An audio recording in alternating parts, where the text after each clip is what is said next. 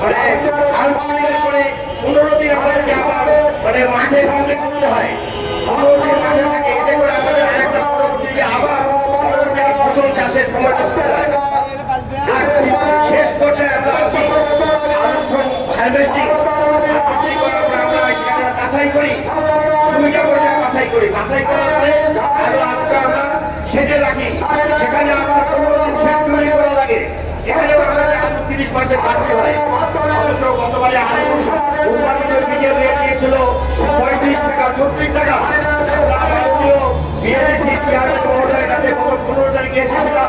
আমাদের একটা আশ্বাস দেওয়া হয়েছে যে আপনাদের চুক্তিসম্মত দাম নির্ধারণ করা হবে।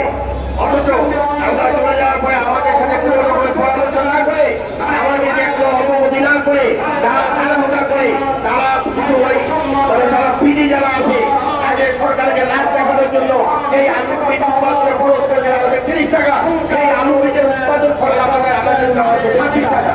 এটা একটা বিশাল পরিশ্রম করা হয়েছে। আমরা চাই আজকে বাংলাদেশে মানে বাংলাদেশীয় কৃষি উপদেষ্টা ওই সমস্ত সরকারের কাছে আমাদের আকুল আবেদন, আমরা যে চাষিরা বীজ উৎপন্ন করছি, আমরা যদি ক্ষতিগ্রস্ত হই গোটা কৃষি ব্যবস্থা ক্ষতিগ্রস্ত হবে। আমরা দেখেছি গতবারে খাওয়ার আলুর দাম 80 টাকা পর্যন্ত উঠেছিল। তখন আমরা দেখেছি আলুর দাম কমানোর জন্য আমাদের বাড়ি বাড়ি গিয়ে আমাদের আলুগুলাকে দেখা হয়েছে কার কতগুলো আলু বেঁচেছিল, আলু কমানোর জন্য ব্যবস্থা করা হয়েছে। বিভিন্ন জায়গাতে যারা স্টক করেছে সিন্ডিকেট কার্ডের ব্যবস্থা করা হয়েছে। কিন্তু আজকে আমাদের উৎপাদিত বীজের উৎপাদন খরচ 30 টাকা, সেখানে আমাদের 26 টাকা করে দিয়ে আমাদের ক্ষতিগ্রস্তের মধ্যে ফেলতে কারণে আমার কর্তৃপক্ষের কাছে জবাব চাই।